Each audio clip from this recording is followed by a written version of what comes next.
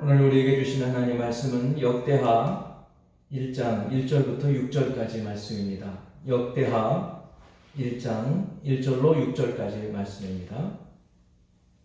다윗의 아들 솔로몬의 왕위가 견고하여 가며 그의 하나님 여호와께서 그와 함께 하사 심히 창대하게 하시니라. 솔로몬이 온 이스라엘의 천부장들과 백부장들과 재판관들과 온 이스라엘의 방백들과 족장들에게 명령하여 솔로몬이 온 회중과 함께 기브온 산당으로 갔으니 하나님의 회막 곧 여호와의 종 모세가 광야에서 지은 것이 거기에 있음이라. 다윗이 전에 예루살렘에서 하나님의 교회를 위하여 장막을 쳐 두었으므로 그 교회는 다윗이 이미 기럇 여아림에서부터 그것을 위하여 준비한 곳으로 메어 올렸고 옛적에 훌의 손자 우리의 아들 부살렐이 지은 놋 제단은 여호와의 장막 앞에 있더라. 솔로몬이 회중과 더불어 나아가서 여호와의 앞 곧 회막 앞에 있는 놋 제단에 솔로몬이 이르러 그 위에 1000마리 희생으로 번제를 드렸더라. 아멘. 오늘 하나님 말씀의 제목은 존귀한 인생을 사는 비결입니다. 존귀한 인생을 사는 비결.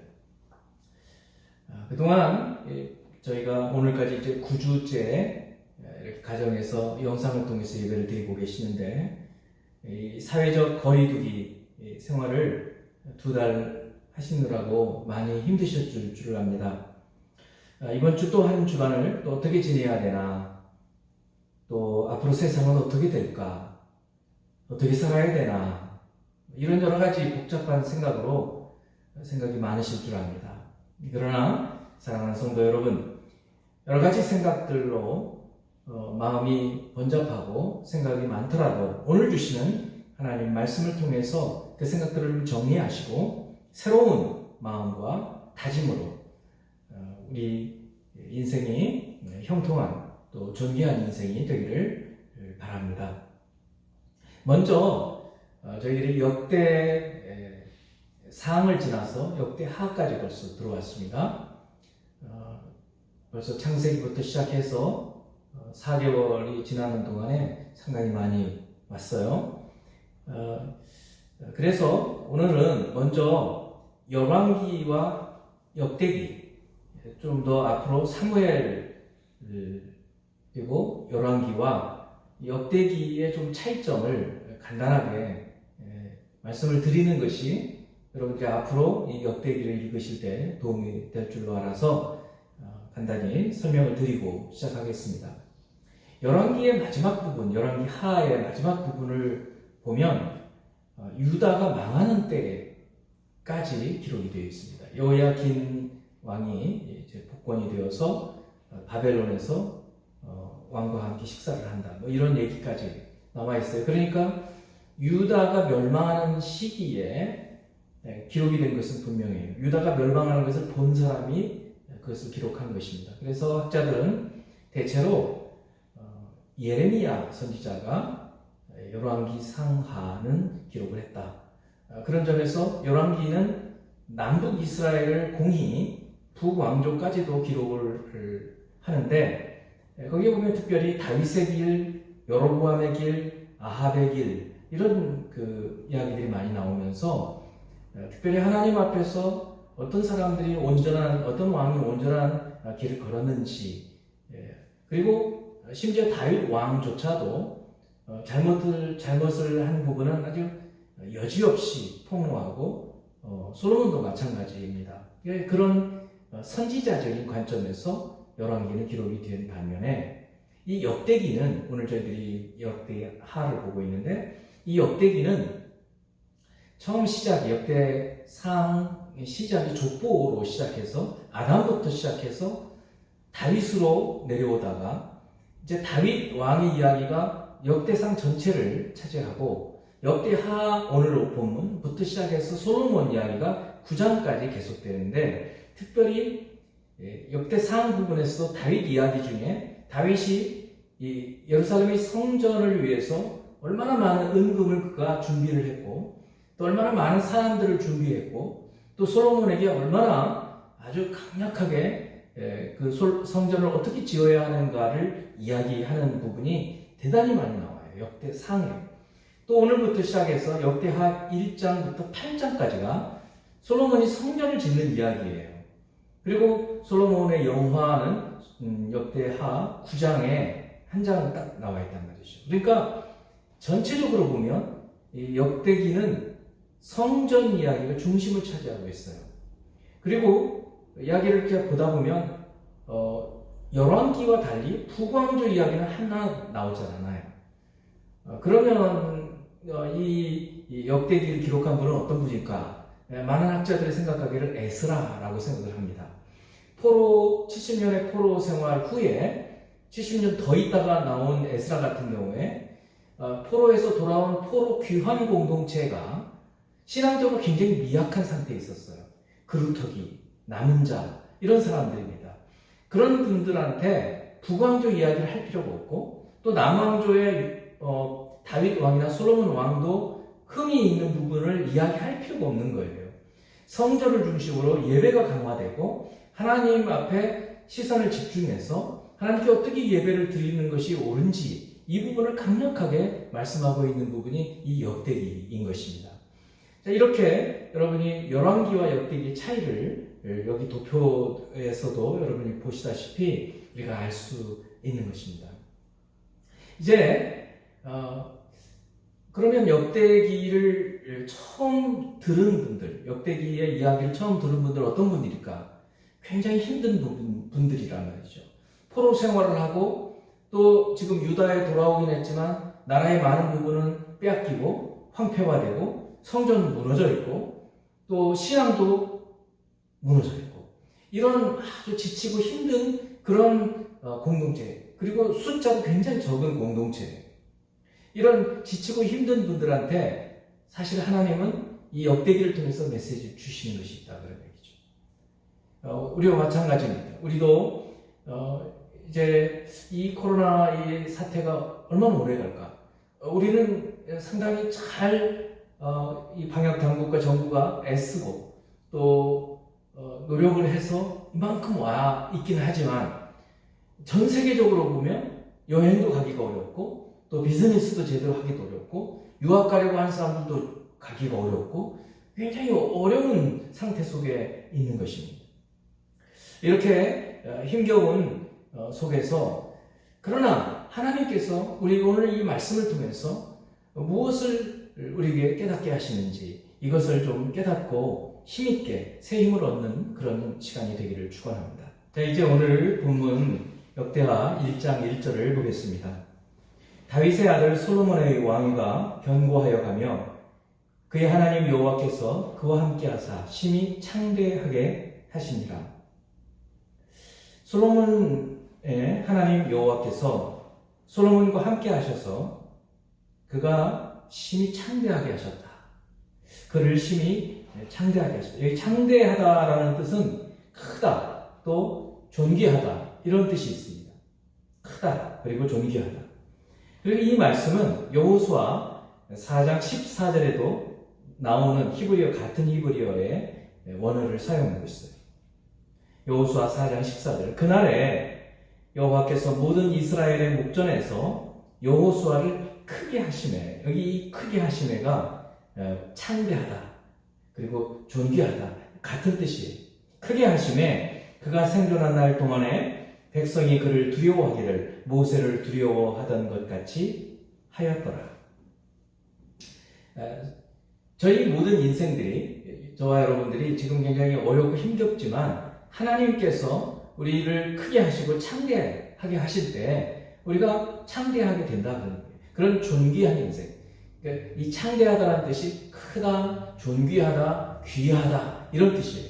우리가 시내산에서 하나님께서 이스라엘 백성들을 자기의 소유로 삼으셨다라는 말이 그 보석이라는 말씀이랑 똑같이 연장선상에서 볼 수 있어요. 자, 그러면 다시 한번 이제 이 존귀한 인생, 존귀하게 하시는 분이 하나님이시라는 것을 우리 이 말씀을 통해서 보게 됩니다. 다윗의 아들 솔로몬의 왕위가 견고하여 가며 그의 하나님 여호와께서 그와 함께 하사 심히 창대하게 하시니라 그랬어요. 그러니까 솔로몬을 창대하게 하시는 분, 크게 하시고 존귀하게 하시는 분이 솔로몬이 아니라 하나님이시라는 것이에요. 그의 하나님 여호와. 그 여호와 하나님께서 바로 솔로몬을 창대하게 하시는 그 여호와 하나님이 여러분의 하나님이신 것이에요. 여러분 그렇게 믿습니까? 그러므로 창대하고 존귀하게 만드시는 그 주체가, 오늘 이 주어가 바로 하나님이시라는 사실, 이걸 먼저 우리가 기억할 필요 있어요. 창대하고 존귀하게 되고 크게 되고 이런 것들이 우리가 되고 싶다고 해서 되어지는 것이 아니라 주체가 되시는, 주관자가 되시는, 주제자가 되시는 우리 하나님이 크게 하시고 존귀하게 하신다, 그런 말씀입니다. 하나님께서 주도권을 가지고 비천한 우리 인생들을 높이신다. 다윗과 같이 목동이었던 사람을 왕으로 세워주셨듯이 우리와 같이 연약한 자들을 하나님께서 하나님의 백성으로 삼으셔서, 거룩한 백성 삼으셔서 왕과 같은 제사장이 되게 하셨다, 그런 말씀입니다. 생각해보면 참 어린 아이가 이제 뱃속에서 잉태되고 또 자라고 또 해산해서 또 성장해 가는 그런 모습들을 하나를 보면 참 기적입니다. 순간순간이 기적이에요. 정말 우리가 뭐 할 수 있는 게 없어요. 바로 우리 인생 모두가 다, 모든 인생이 사실 기적과 같은 인생들입니다. 그런 것처럼 하나님은 인생의 모든 순간순간에 이렇게 하나님께서 창대하게 하시고 주제자가 되셔서 이끌어 가신다는 것을 우리는 기억을 해야 합니다. 힐링 강의로 굉장히 유명한 김창옥이라는 교수가 있습니다. 이분이 강의하는 것을 좀 들은 적이 있는데요. 아주 재미있게, 아주 유머를 많이 써서 재미있게 강의하시는 분인데, 한동안 그 모습을 볼 수가 없었어요. 왜 그랬나 나중에 이제 보니까 그분이 이 TV나 이런 데 많이 나와서 강의를 하는 게 두려워졌답니다. 그래서 공황장애 걸린 거예요. 한동안 공황장애와 씨름하고 극복하느라고 많이 힘이 들었다고 그러더라고요. 왜 이제 다시 강의하는 것을 좀 들었는데요. 이분이 예전에는 하지 못한 이야기들을 요즘에 많이 좀 하는 것 같더라고요. 예전에는 자기가 어린 시절이나 어려웠던 그 과거의 이야기들을 많이 안 했었는데, 최근에는 그런 이야기들을 그냥 많이 하더라고요. 특별히 아버지한테 굉장히 아마 이렇게 힘든 그런 생활을 겪었던 것 같아요. 그래서 심지어는 결혼을 하고도 아이를 갖지 않으려고 했답니다. 왜냐하면 자기와 같은 그런 인생을 살까봐. 그러다가 그의 어머니가 아이를 낳아봐야 참 부모의 모습을 알 수 있다, 이런 이야기를 해서 아이를 낳고 길러가면서 정말 그걸 깨닫게 된 거예요. 자기가 할 수 있는 일이 아닌 것들을 정말 이 아이를 통해서 보여주고, 또 그 아이를 통해서 부모의 사랑, 그리고 내가 저 아이를 보는 이 눈빛으로 누군가가 나를 봤구나, 부모님이 나를 보셨구나 하는 그런 생각들이 밀려오더라는 거죠. 그래서 아이의 이름도 은혜라고 이름을 지었다고 그러더라고요. 그분은 이제 크리스찬이죠. 기독교 교육 강의를 하시는 분이신데, 이런 것을 볼 때 우리가 하나님께서 우리를 만들어 가셔야, 창대하게 하셔야 우리가 창대하게 되는 것입니다. 솔로몬도 마찬가지라 그런 얘기인 것입니다. 이제 똑같은 이 본문 역대하 1장 1절 말씀을 이제 조금 다른 각도로 한번 보겠습니다. 다윗의 아들 솔로몬의 왕위가 견고하여 가매 그의 하나님 여호와께서 그와 함께 하사 심히 창대하게 하신다. 그러니까 하나님께서 주어가 되셔서 창대하게 하신 부분, 그것을 말씀을 드렸어요. 근데 이번에는 하나님 여호와께서 그와 함께 하다. 왜 창대하게 하셨는가? 하나님이 함께 하셨기 때문에 그렇다는 거죠. 이것도 주체가 하나님이세요. 근데 이 말씀을 살짝 뒤집어 놓고 보면 솔로몬의 입장에서 보면 이렇게 볼 수 있는 것입니다. 하나님께서 솔로몬과 함께 왜 하셨을까? 그것은 솔로몬이 하나님과 함께 했기 때문에 그렇다는 거예요. 솔로몬과 하나님께서 솔로몬과 함께 하신 것은 뒤집어 놓고 보면 동전의 양면과 같은 거예요. 솔로몬이 하나님과 함께 했기 때문에 하나님이 그와 함께 하셨다는 것이에요. 이 말씀이 조금 이렇게 가까이 다가오지 않을 수 있을지 모르지만 이제 이 말씀을 조금 더 풀어서 제가 말씀을 드려볼게요. 예를 들어보면 사무엘상 28장 6절을 보면 사울 이야기가 나옵니다. 사울 왕. 전에도 말씀을 드려서 여러분 기억나시겠지만 사울이 굉장히 어려워졌어요. 블레셋이 막 쳐들어와요. 그러니까 두려워서 하나님께 묻습니다. 그럴 때 사울이 여호와께 묻자오되 여호와께서 꿈으로도 우림으로도 선지자로도 그에게 대답하지 않으셨다. 여러분 이 본문만 딱 보면 하나님이 왜 사울에게는 응답을 안 하셨지? 다윗은 기도할 때마다 응답을 하시는데 왜 사울은 기도를 하는데도 꿈으로도 말씀 안 해주시고 우림과 둠림은 주사위 같은 것을 하나님의 뜻을 물을 때 제사장의 그 에봇에 넣어놓고 이렇게 하나님의 뜻을 물을 때 사용하던 도구예요. 또 선지자를 통해서도 말씀을 안 해주시는 거예요. 왜 그러셨을까? 편애하신 거 아닌가? 우리 이렇게 생각할 수 있지만 이 전후 맥락을 살펴보면 사울이 하나님께 가까이 안 한 거예요. 그러니까 여러분 생각해 보세요. 우리 예를 들어 보십시다. 자녀가 있어요. 늘 부모의 말을 안 들어요. 사사건건 부모와는 정반대로 청개구리처럼 행동을 해요. 그러다가 자기가 지금 뭐가 필요해요. 그래서 부모님한테 와서 엄마 뭐 해줘. 아빠 뭘 좀 해줘. 이렇게 얘기하면 여러분 그래 기쁜 마음으로 여러분이 그래 여기 있다 하고 주겠습니까? 안 그렇죠. 대체로는 고개를 돌리잖아요. 아유 너 필요하니까 오냐? 하고 이렇게 이제 우리가 생각하듯이 하나님께서도 그러신 거예요. 여러분 만일 사울이 이렇게 하나님께 즉 아주 긴박한 순간에 기도를 하는데도 응답을 안 하셔요. 그러면 어떻게 해야 했을까요? 여러분 생각해 보세요. 더 매어 달렸어야죠. 여러분 부모님이 말 안 듣는 자녀가 부모님께 뭘 요구했을 때 부모님이 금방 대답을 안 해주시면 여러분 어떻게 해야 됩니까? 부모님의 마음이 풀리도록 해야 되지 않겠어요? 엄마 내가 잘못했어요. 이번에 좀 도와주세요. 이렇게 나가야 부모가 어떻게 자녀를 이깁니까?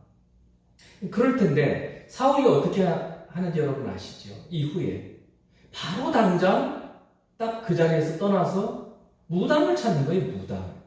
그러니까 이 사울이 어떤 마음을 갖고 있는지를 알 수가 있는 겁니다. 사실 그것 때문에 결국은 사울 왕을 하나님이 심판을 하시는 것이 돼버리는 거예요. 그러니까 아까 하나님께서 솔로몬과 함께 하셔서 솔로몬이 창대하게 하셨다. 이 말씀은 함께 했다라는 말, 하나님이 함께 하셨다는 말의 이면에는 솔로몬이 하나님과 함께 했다 그런 말씀인 거예요. 솔로몬이 이게 지금 집권 초기거든요. 솔로몬의 집권 초기. 아버지 다윗의 모습을 보고 집권 초기에는 다윗처럼 하나님 말씀을 잘 따라서 말씀대로 살았어요. 다시 말하면 주야로 말씀을 묵상하고 살았다 그런 얘기예요. 그러니까 하나님과 솔로몬이 함께 했어요. 그러니까 하나님께서도 솔로몬과 함께 하셨어요. 여러분 우리가 하나님과 함께 하면 하나님은 우리와 함께 하시는 겁니다. 여러분 우리가 하나님을 저버리잖아요. 하나님은 우리를 저버리시는 거예요. 여러분 역대상 28장 9절 말씀을 보면 역대상입니다. 오늘 우리가 역대하 1장인데 역대상의 마지막 부분인 거예요. 다윗이 죽기 전에 유언으로 성전을 위한 모든 것을 준비하고 이제 솔로몬에게 무언가 같이 해주시는 말씀이에요. 잘 들어봅니다. 내 아들 솔로몬아, 너는 네 아버지의 하나님을 알고, 다윗 자신을 얘기하잖아요. 너는 네 아버지의 하나님을 알고 온전한 마음과 기쁜 뜻으로 섬길지어다. 여호와께서는 모든 마음을 감찰하사 모든 의도를 아시나니 네가 만일 그를 찾으면 만날 것이요 만일 네가 그를 버리면 그가 너를 영원히 버리시리라. 그러니까 우리가 하나님을 찾으면 하나님이 우리의 찾은 바 되십니다. 찾으라 그러면 찾을 것이요. 그럼 뭘 찾느냐? 하나님을 찾는 겁니다. 무엇을 구하느냐? 무엇을 두드리느냐? 누가복음을 보면 그것이 성령님인 거예요. 하나님이신 거예요. 그렇기 때문에 아까는 하나님이 주체가 되셔서 솔로몬을 창대케 하셨다. 이번에는 하나님이 그와 함께 하셨다. 그 말씀의 이면에서 솔로몬이 하나님과 함께 하셨기 때문에 하나님이 그와 함께 하셨다는 것입니다. 그래서 하나님께서 그를 창대하게 하셨다는 것이에요. 이제 솔로몬의 집권 후반에 가면 어떻게 되는지 여러분 아시죠? 너무 많은 여인들을 아내로 삼아요. 그것도 이방 여자들. 애굽의 공주, 암몬, 모압, 수많은 이방 여자들을 아내로 삼으니 그 여자들이 자기들의 신들을 가지고 들어와서 자기가 만들어 놓은 그 솔로몬 성전에 이방 신상을 갖다 들여놓는 거예요. 이게 무슨 짓입니까? 솔로몬이 하나님을 저버리는 거예요. 그러면은 어떻게 될까요? 창대하지 못하게 되는 것이에요. 사랑하는 성도 여러분 이제 저희들이 그동안 한 9주 정도는 하나님 우리를 테스트한 기간이셨다고 생각하십시오. 우리의 믿음이 어떤가? 여러분 어떤 교회들은 교인들이 뚝 떨어지는 교회들이 있을 수 있을 것이에요. 근데 그렇지 않고 단단해서 한 사람도 빠지지 않고 오히려 가족들을 주님께로 인도하는 교회도 있을 것이에요. 하나님의 테스트의 기간이 있을 수 있다는 거죠. 여러분 오늘 솔로몬이 하나님께서 창대하게 하심으로 존귀하게 된 이것을 계속해서 그는 만일 그가 오늘 다윗의 유언처럼 네가 하나님을 찾으면 그가 너와 함께 하실 것이다. 그러나 네가 버리면 영원히 버리시리라. 이 말씀처럼 우리가 끝까지 하나님께 붙어 있어요. 예수 그리스도 안에 붙어 있으면 주님은 우리의 모든 기도에 응답을 하신다. 주님은 우리와 영원히 함께 하신다. 우리의 마음 중심을 주님은 아신다. 아까 역대상 28장 9절에 모든 마음을 하나님을 감찰하시고 모든 의도를 아시는 분이십니다. 하나님 우리를 그냥 버리시지 않아요. 우리의 마음이 떠나버리면 하나님을 마음을 다하고 뜻을 다하고 성품을 다하여 온 힘을 다하여 사랑하면 우리 하나님은 그것을 다 아시는 것입니다. 천대까지 우리를 형통케 하시고 천대까지 우리를 사랑하실 줄 믿습니다. 오늘 말씀을 통해서 어렵고 힘겨운 이 시대이지만 하나님은 우리의 주체자가 되셔서 우리를 주도적으로 창대케 해주시는데 우리가 그와 함께 할 때 하나님 우리와 함께 하셔서 우리 이렇게 창대케 해주실 것을 오늘 말씀을 통해서 듣고 깨닫고 이 말씀을 따라서 창대하게 되는 여러분의 개인과 가정과 또 하시는 모든 일들이 되기를 주님의 이름으로 축원합니다.